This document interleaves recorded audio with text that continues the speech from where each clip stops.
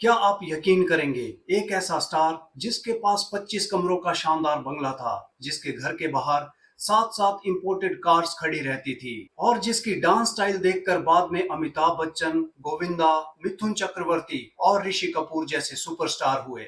वही आदमी अपने आखिरी दिनों में मुंबई की एक छोटी सी चौल के एक छोटे से कमरे में रहने को मजबूर हो गया और जब उसकी मौत हुई तो फिल्म इंडस्ट्री के कई लोग तो उसका नाम तक भूल चुके थे। लेकिन सवाल ये है, आखिर ऐसा क्या हुआ था? कैसे एक सुपरस्टार जिसने बॉलीवुड को डांस करना सिखाया, अपना बंगला, अपनी गाड़ियां, अपना स्टूडियो, सब कुछ खो बैठा? ये दास्तान है हिंदी सिनेमा के पहले डांसिंग सुपरस्टार भगवान दादा की। अर्श से फर्श तक के इस सफर में ऐसा क्या हुआ कि एक लखपति एक्टर पाई पाई का मोहताज हो गया? आज के इस वीडियो में हम भगवान दादा की जिंदगी के उन पन्नों को पलटेंगे जो शायद आपने पहले कभी नहीं सुने होंगे। तो वीडियो को आखिर तक जरूर देखना, क्योंकि अंत में जो मोड़ आता है वो आपकी आंखों में आंसू ला देगा। कहानी शुरू होती है मुंबई के एक बहुत ही साधारण मिडिल क्लास परिवार से। भगवान दादा का असली नाम था भगवान आभाजी पालव। उनके पिता एक टेक्सटाइल मिल में काम करते थे। घर के हालात ऐसे थे कि भगवान दादा को भी खुद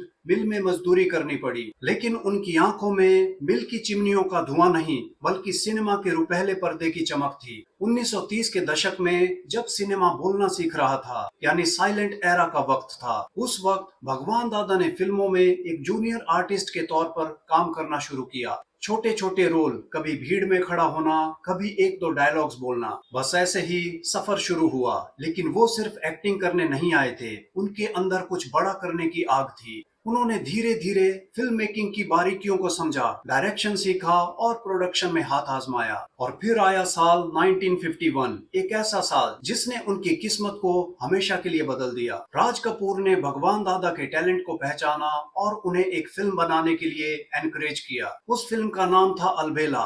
भगवान दादा ने इस फिल्म को खुद डायरेक्ट किया, प्रोड्यूस किया और लीड रोल भी निभाया। उनके अपोजिट थी उस जमाने की खूबसूरत एक्ट्रेस गीता बाली। और जब अलबेला रिलीज हुई तो इतिहास बन गया। उसने बॉक्स ऑफिस पर ऐसा तहलका मचाया कि फिल्म लगातार 50 हफ्तों तक थिएटर्स में चलती रही। शोला जो भड़के और भोली सूरत दिल के खोटे जैसे गानों ने लोगों को पागल कर दिया। भगवान दादा रातों रात एक बड़े स्टार बन चुके थे। उन्होंने खुद एक इंटरव्यू में कहा था कि अलबेला के बाद मैं रातों रात लखपति बन गया था। और ये उस दौर के लखपति थे जब 1 रुपए तो छोड़िए, 25 पैसे की भी बहुत कीमत होती थी। पैसा आया तो शौक भी राजाओं जैसे हो गए। उन्होंने जुहू के समंदर के किनारे एक 25 कमरों का आलीशान बंगला खरीदा, अपना खुद का स्टूडियो बनाया और सबसे हैरान करने वाली बात, उन्होंने 7 इंपोर्टेड कार्स खरीदी, सप्ताह के हर दिन के लिए एक अलग कार। ये एक ऐसा लाइफस्टाइल था जो उस जमाने में दिलीप कुमार या राज कपूर के पास भी नहीं था। कहते हैं कि भगवान दादा को घोड़ों की रेस का भी बहुत शौक था। महालक्ष्मी रेस कोर्स में उनके नाम के घोड़े दौड़ते थे। जब वो रेस कोर्स पहुंचते तो बड़े बड़े बिजनेसमैन और सटोरिये उनके पीछे पीछे घूमते। और उनका वो सिग्नेचर डांस स्टाइल, वो जो ढीले ढाले बेफिक्र होकर हाथ पैर हिलाने वाला स्टाइल, वो भगवान दादा की ही देन है। बाद में अमिताभ बच्चन, गोविंदा, ऋषि कपूर और मिथुन दा ने अपने हर दूसरे गाने में जिस तरह से डांस किया, उसकी नींव भगवान दादा ने ही रखी थी। सोचिए, जिस एक्टर की स्टाइल आने वाली पीढ़ियों के सुपरस्टार कॉपी कर रहे थे, वो कितना बड़ा आइकॉन रहा होगा। लेकिन कहते हैं ना कि वक्त हमेशा एक जैसा नहीं रहता। जब कामयाबी का नशा सर चढ़कर बोलता है तो इंसान से गलतियां भी होने लगती हैं। भगवान दादा की जिंदगी में भी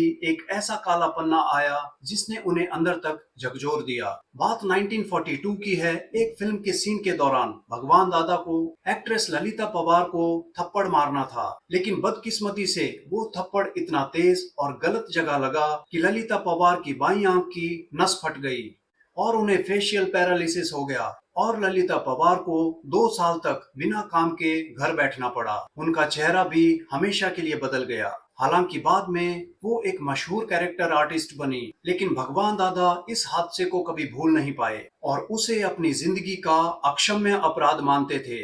लेकिन उनकी असली बर्बादी की कहानी अलबेला के बाद ही शुरू हो गई थी। अलबेला की सक्सेस को दोहराने के लिए उन्होंने कई फिल्में बनाई, लेकिन सब की सब बॉक्स ऑफिस पर औंधे मुंह गिर गई। फिल्मों में पैसा डूब रहा था और दूसरी तरफ भगवान दादा खुद को संभाल नहीं पा रहे थे। बाद में उन्होंने खुद से स्वीकार किया था कि शराब, जुआ, गलत संगत और अपनी फैमिली को इग्नोर करना यही मेरी बर्बादी का कारण बना। पैसा आ रहा था और वो अय्याशी में डूब गए। उन्होंने अपनी वफादार बीवी को धोखा दिया। शराब और औरतें उनकी सबसे बड़ी कमजोरी बन गई थी। जब तक उनके पास पैसा था, लोग उनके बंगले पर मुफ्त की शराब पीने आते थे, लेकिन जैसे ही फिल्में फ्लॉप होने लगी, वही दोस्त, वही करीबी पीठ दिखाकर भाग गए। भगवान दादा ने इसे भगवान का इंसाफ और सजा माना। कर्ज इतना बढ़ गया कि जुहू का वो 25 कमरों का बंगला बिक गया। वो सातों इंपोर्टेड गाड़ियां कौड़ियों के दाम चली गईं। स्टूडियो हाथ से निकल गया और जो इंसान कभी शहंशाह की तरह रहता था, वो मुंबई के दादर इलाके की एक छोटी सी बदबूदार चौल के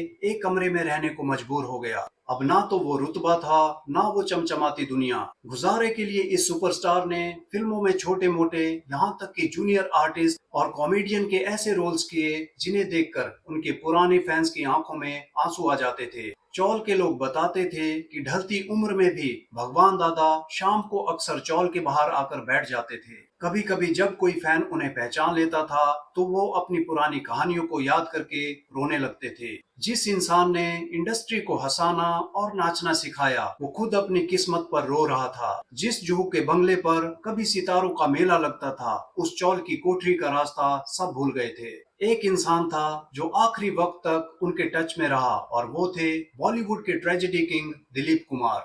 कहते हैं कि दिलीप कुमार अक्सर उनसे मिलने आते थे और बिना बताए उनकी हेल्प कर जाते थे। साल 2002 में 88 साल की उम्र में गुमनामी, तन्हाई और गरीबी के बीच इस अलबेला स्टार ने हमेशा के लिए अपनी आंखें मूंद ली। उनकी मौत के साथ ही बॉलीवुड के एक सुनहरे लेकिन बेहद दुखद चैप्टर का अंत हो गया। लेकिन उनकी असली लेगेसी आज भी जिंदा है, उनका डांस। जाते जाते बस एक ही बात सोचने पर मजबूर करती है कि वक्त का पहिया जब घूमता है, तो राजा को रंक बनने में देर नहीं लगती। तो दोस्तों, भगवान दादा की इस पेनफुल कहानी से आपको क्या सीख मिलती है? क्या वाकई कामयाबी को संभालना कामयाबी पाने से ज्यादा मुश्किल है? अपनी राय कमेंट सेक्शन में जरूर लिखिएगा। अगर ये वीडियो आपके दिल को छू गई हो, तो इसे एक लाइक और चैनल को सब्सक्राइब करना मत भूलना। मिलते हैं अगले वीडियो में एक और अनसुनी दास्तान के साथ। तब तक के लिए अलविदा।